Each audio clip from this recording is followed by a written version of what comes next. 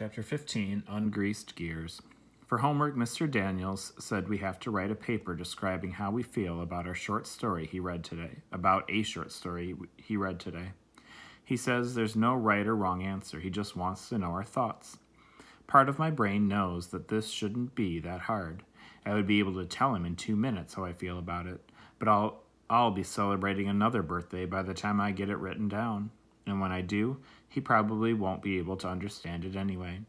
Travis comes in the back door, drops his bag, and takes off his steel-toed boots. Hey, Squirt. The smell of garage fills the kitchen, but I like it.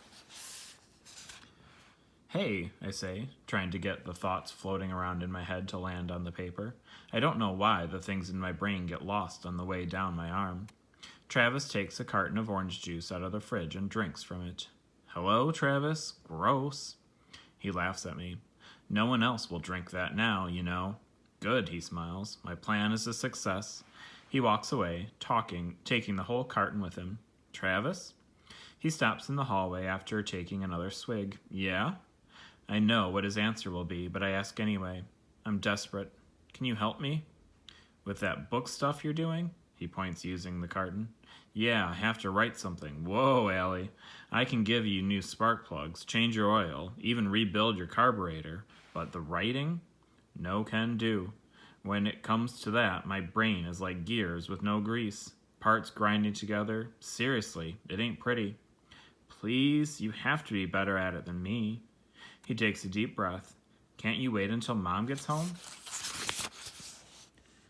She's left a message saying she's closing, and I can't tell her I need help that late. She'll be mad. Look, you know I'd love to help you out, but the whole school thing, it's like asking a blind man to drive a bus.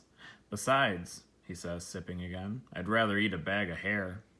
He's trying to make me laugh, and the picture in my head is funny and kind of gross. But I can't laugh. I can't. I'm too desperate. I must look sad because his voice is sweet. Seriously, Al, I would help you, but I'm no better at it than you. I'm really not. The next morning, I'm trying to decide if I should turn in my paper, knowing Mr. Daniels will probably think I spit it out in 2 minutes. The truth is that it cost me my whole night and a headache that was so bad it reminded me of the Queen in Alice in Wonderland always yelling, "Off with her head!" just because I thought that would be a relief. I worry that what Mr. Daniels will say about it. For now, he's in the hallway with another kid. Good morning, Keisha says. I have something for you. And she holds out a cupcake. Cupcake, Max says. Put your eyes back in your head, Max. This is not for you, Keisha says. Me want cupcake, Oliver says, flailing about a bit. Me love cupcakes. You're such a freak, Shay says. That's Cookie Monster who talks like that. Oliver gets dead serious. Not a single thing on him is moving except his mouth. If I'm talking like that, then I'm the one talking like that. And besides, do you really think Cookie Monster would turn down a cupcake? I mean, it isn't broccoli or nuclear sludge or something.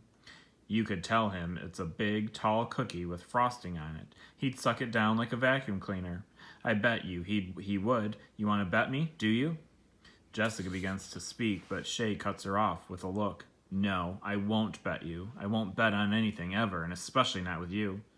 Shay spins her foot and leaves. Jessica scurries after her. It takes 3/4 of a second for Oliver to be on to something else. Wait, that reminds me, he says. During our class party, I hid a Halloween cookie somewhere in my desk. The Halloween party? Keisha asks. That was weeks ago. Yeah, he starts digging for it, things falling to the floor as he searches. If it's there, it's probably as hard as concrete. Keisha turns back to me. What is it with this class? They lose control over food. She shakes her head and then pushes the cupcake toward me. For you. For me? I ask. Nobody ever brings me anything except trouble. Yeah, of course it's for you. Why? Because I'm still cracking up over what you did with those flowers, that's why. She cuts the cupcake in half and shows me what's inside. Shows me it says, wow, inside. I'm happy. Mr. Daniels walks back into the room. Okay, my Fantasticos, good news. All homework assignments have been passed in today. That's worth 5 extra minutes of snack time. The boys are as excited as if they had heard there would be free pizza delivered too. I hear Keisha kind of laughing to herself. I figure it's because of all the boys going nuts, but then she turns to me and says, "You've got guts, Allie. I respect that." I like that too, but mostly I like that she likes it. "Hey," she says, "you want to sit together at lunch? I've been sitting with some people, but I don't talk to them, and they don't talk to me, and you sit alone, so..." A mind movie shows us sitting at the table talking, and me being happy. "Allie, what do you think?" "Oh, yes, that'd be great, thank you." After the best lunch and recess I've had in a long time, Mr. Daniels waves me up to his desk. He has my homework and my journal.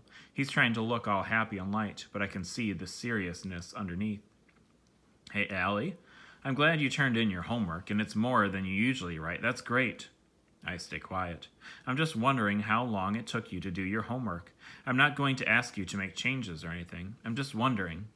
This feels like a trap. I know it isn't good, so I wonder if it would be better to say I did it fast on the bus, or if I should tell him that I worked really hard. "Allie, it took me kind of a long time, I guess. I mean, I tried to do my best on it." I look away. "Is it wrong?" "It's got some good ideas, and that's what the assignment was all about. No worries, okay?" "No worries?" That's easy for him to say.